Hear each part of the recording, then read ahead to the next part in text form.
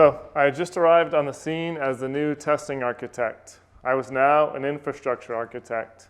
I had excitement and nervousness that flooded my brain. For 3 years before that, I had been building out a loan origination system from the ground up, and I had very many regulatory and business challenges and deadlines that I had to start working on. And so as an application architect, before I moved into the testing architect realm, I had to work with my application architects, my infrastructure architects to be creative to get things accomplished. And I was having to work with them to identify what those standards were, the exceptions to the standards, and to really kind of weave my way into that realm. And so I had to work really hard to achieve those results. I had to make sure that I was looking at it from the perspective of having those exceptions and understanding what those would look like. And so now I was in a space as the infrastructure architect having this new perspective and making sure that I didn't want to do what I had in the past, which was having all those challenges. And so now that I'm the infrastructure architect, would I hold the same line for those enterprise capabilities? Would I be more freedom in what choices I allow the teams have, or would I be more draconian in my approach? And so I want to bring you along on my journey. But before I get too far along, I want to share a little bit of background about my company. Let me change slides. There we go. About my company and about myself. And so USAA is a financial services company that supports banking, investments, insurance, et cetera, for our members. And our members are primarily the U.S. military and their family. And as you can see here, our mission statement says that we seek to be the provider of choice for the military community. So everything that we do really centers around that mission. So my journey begins as a developer about 20 years ago. I was carefree and I was excited just to get my first adult paycheck. I had no meetings and I was happy to crank out code all day, every day. I loved it. And then I saw this person that was an architect, and I really liked the title of architect. I liked what that meant, and what that was, and I was very excited about that. And so I decided at that point I wanted to set my eyes on being an architect. So 8 years later, I was in that position. I had more meetings than there was hours in the day, so life was a lot different, but I really enjoyed it, and I had a great time doing that. Part of what I liked about being an architect was I was able to work with my business partners, drive strategy, and provide capabilities to my customers that they were looking for and that they were needing. And I enjoyed providing the technical direction for that.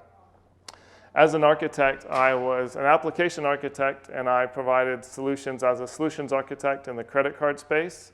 I was a domain architect, which means I had the domain or ownership over our bank underwriting and pricing domain. I also had a time as an auto lending domain architect, as well as a mortgage architect. And so I got to provide the technical direction in all of those spaces. But after a while of being in the bank for quite some time, I decided it was time to spread my wings and leave the bank and as an application architect and move in to be an infrastructure architect. And so I was a very passionate developer focused on quality and testing, and so I decided I should try my hand at the testing space.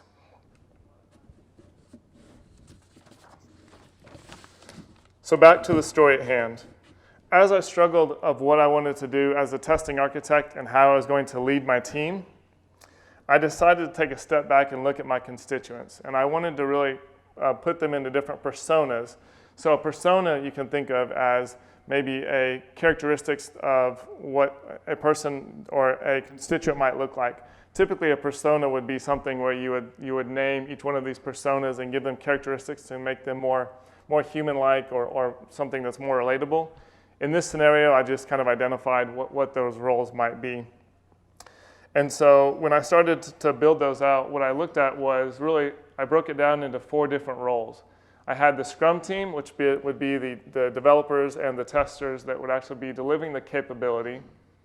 I then rolled into the application architect. An application architect would be the architect that was focused on delivering that capability. And then the infrastructure architect, which would be the one that was providing the shared services that both the Scrum team and the application architect would use from an enterprise perspective, and then the managers. So the managers, in this sense, would be the Scrum team managers that were supporting the teams as they delivered those capabilities. So each one of these personas had a different focus. And before I get too far, I'd like to see if each one of you, maybe as I call out each one of those, if you can raise your hand, just so I can get a sense of what the different roles are in this room. So if you would consider, and you can raise your hand for multiple if you want, but if you would consider yourself part of a Scrum team, you can raise your hand, or a project team. Okay. What about an application architect? Couple, okay, couple more. An infrastructure architect, okay? A manager, okay? Anybody raise their hand on all of those, just to be curious? No? Okay. Are there any personas or roles that aren't represented here that any of you would feel you fall into? More the testing side. Testing, okay. But it merges more towards infrastructure. Okay, great. So, awesome. Thank you. And so before I go too far on the journey, and I want to bring you along with me on the journey, so whichever one you identified with, or if you could maybe, as I'm going on this journey, maybe put yourself in the place of what that role is. And when I was looking at the different ones, I was really looking at the industry as well as my own organization. You may find each one of these is a little bit different for you, but kind of identify which one you think might work towards that. So when I was looking at each one of the personas, the next step I took was, well, what are the needs that each one of those personas has? And so I broke it down into, as a Scrum team, they're really most interested in moving quickly, delivering those capabilities, but also having the choice to do what tools they're used to and what they know how to use. An application architect would be focusing on speed because they want to get the capability delivered, but also those quality attributes. So how do I deliver this capability in a way that is scalable, performant, secure, etc.? As an infrastructure architect, they were focused more, and this was the role that I was in now, focused on the quality attributes, but also the enterprise concerns. So how do I deliver this capability in a way that is an enterprise-supported capability, but it is performant, scalable, modifiable, et cetera, right? All of those different quality attributes that you might have.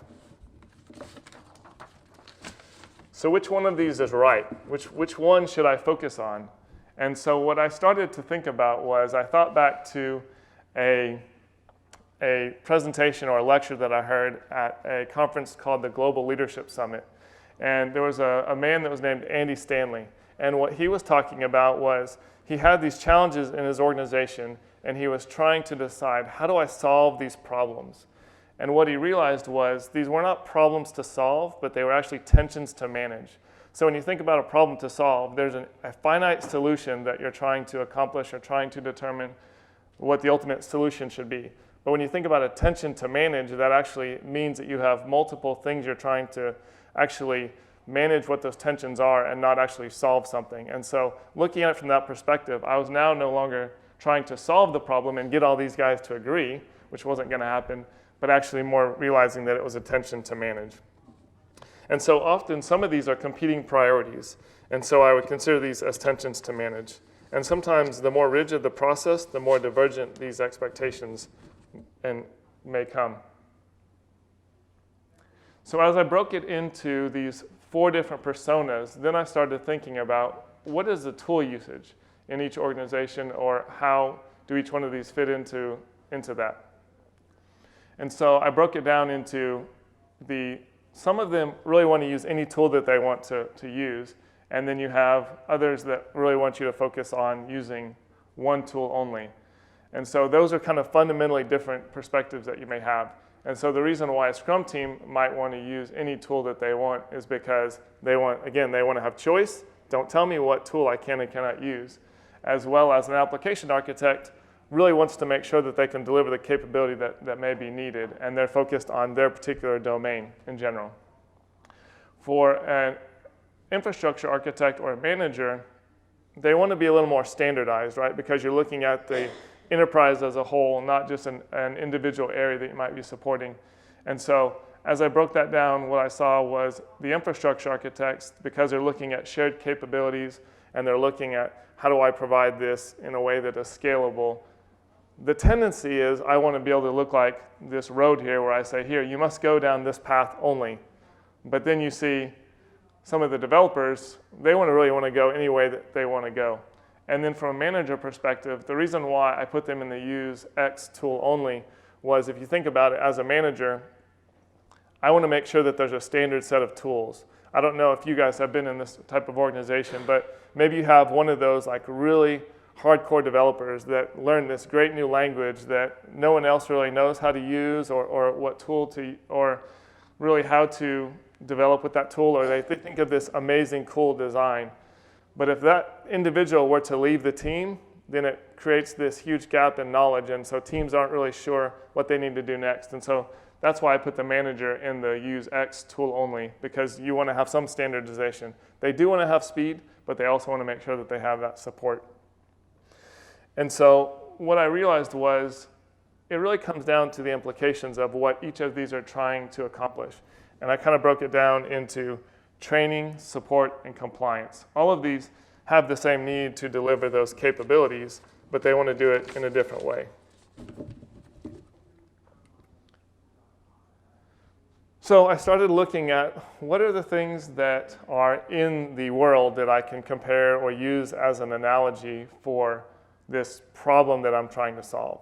And so what I came up with was, and as well as working with other architects and other of my constituents, is this concept of a freeway. So if you think about a freeway is one, maybe not a self-driving car freeway. That was an interesting talk. I enjoyed that. But essentially, what you have out of that is when you're on the freeway, there's an easy way to get on the freeway and an easy way to get off the freeway, but it's not the only way that you can get to a certain location. And so what I started doing was saying, well, what if there's a way that I could allow teams to be on this freeway and drive as quick as they want, et cetera, but there may be some teams that may not want to do that. And so when you think about a freeway doesn't have stop signs, it doesn't have stoplights, it doesn't have school zones, et cetera. They're both valid ways to go places, and I'm going to kind of walk through a little bit, but you'll see that if I want to stay on the freeway, I can go as far as I want. I don't have to leave the freeway, but I may make some choices that may make me want to go off of the freeway. And so what this does is it provides balance and it provides choice, right? So as an enterprise or an infrastructure architect, I have this use X tool only perspective, but then as a developer, they can choose and they can go off the path if they want to. And so I thought that was a good way to support that, as well as you're not recreating the wheel by having all these new roads that you're building. And then as I'll walk in a little bit later on, it allows for that experimentation. There's not only one way to go, I can also try other things. And what I've learned as well is some of the teams want that freeway. Maybe they're inexperienced developers, maybe that they just want to find something that might be standard that they can use. But then I'm going to have some teams, even if this is the most amazing freeway in the world, they don't want to use it. They want to go and they want to build their own capabilities. And so that's something that I've learned as well. So let's dive a little bit deeper into this testing freeway concept. This is an example of what tools that we have within our organization. And so what you'll see is I've got a very clear delineation on the left-hand side of what tools are on the freeway. There's no confusion. There's no question as to what we're trying to build out and what those tools are. But then there's also this very clear exit-only sign that says other testing tools. And so I use this specifically in the testing realm because that's the area that I support, but I've also seen this successful in other infrastructure areas at my organization. But what's important to see is you have this really nice path that you can go down as a team, but if you decide you want to exit, there's a very clear, I have another diagram that actually turns this into a dirt road. And so you can see very clearly that you're leaving that dirt road. So this is an example of what our testing freeway looks like. And I actually have a testing freeway for each one of my product lines. So essentially I've got one for Java, one for JavaScript, one for for .NET, one for mobile, et cetera. So you do have to think about the context of each one of these testing freeways of how it fits together. But the main thing to note with this is the teams understand when they're going off the freeway, there's no confusion as to what that is because we've clearly articulated what those are. So I've talked about the freeway, but what does that freeway really provide? And what you can think about is these 4 different concepts that we provide when we are on the testing freeway. So the first one is training. So that could be the wikis, the videos that our team creates, the actual instructor-led training, et cetera, is one part of it. And then the next piece is, well, I have this new tool that I'm using. How do I make sure that I can use this tool properly? And I run into an issue where I'm getting these errors or having these problems. Well, if you're on the freeway, you have that support that you can go and you can have teams that you can reach out to and say, I need help with this. I'm not sure what this issue might be. The third one is quick time to hello world. So the way that you can think about this is I want to get up and running quickly. And so maybe in the testing space, I have it hooked into the pipeline. I've got a Docker image that's created for this. Something where the second I'm ready to start using this tool, I can very quickly get up and running. I don't have to have a lot of time where I'm trying to learn this new capability. And it's also hooked into the freeway. It's hooked into our continuous delivery pipeline. And then the last one is really important to me because I'm in a highly regulated industry, multiple industries actually, is reporting and compliance. And so what's really nice is when I'm using this tool as an application developer or an architect or a manager, I have the reporting and compliance built in directly. And so I don't have to go in and make sure I'm hooked into our reporting system, et cetera. And so I want to delve in a little bit deeper as well as, so one team I haven't mentioned yet is the infrastructure team that supports it. So you can think about it from the developer perspective, it provides them the ability to focus on coding excellence, right? So I'm really focused on what's the best thing that I can do, what's the tool that makes the most sense for me to use. If I want to stay on the freeway, then I can use the structured documentation and the training that the teams are providing. I have full support from the infrastructure team. So if I run into challenges, I have a team that I can work with. But then I also have the flexibility. If for some reason those tools that I showed earlier on the testing freeway aren't meeting my need, I can go off and I can do something else. I don't need an architect to approve that I'm using this tool. I can go experiment. I can work with my teams if I want to do that. But one of the benefits that we found that we didn't really realize early on, that the infrastructure team, that is the team that support those capabilities, actually it benefits them a lot as well, because now they can build excellence into a manageable set of tools, and they don't have to have, so for instance in the testing space, there's probably more testing tools than days in the year that you can use, which is great from a choice perspective. But if I'm a team that's expected to manage and support and maintain the documentation, the training, even if I send you to tell you to go Google that issue, right?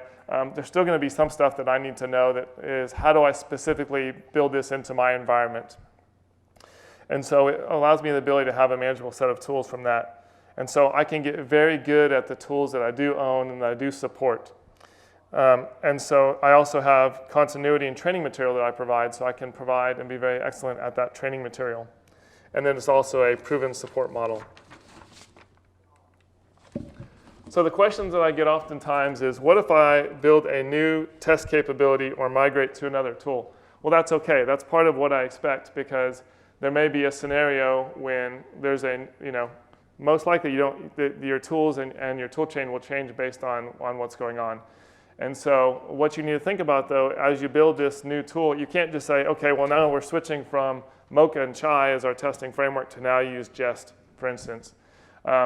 What that means is I have to provide the training, the support, the ability to hook it in the pipeline, as well as the regulatory and compliance aspects to it. So I can't just all of a sudden decide that I want to use this new tool. I have an expectation on my side, and you have an expectation as my customer, that I'm going to provide those capabilities. So it's not on the freeway until I do that.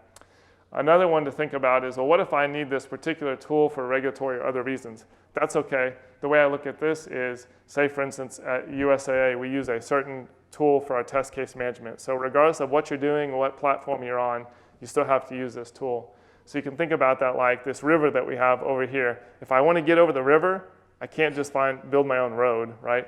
I have to have a bridge, or in this case, a tunnel that I go under. And so essentially you say, well, you have to go onto the freeway for this particular scenario, for this capability, but then you can leave that as necessary.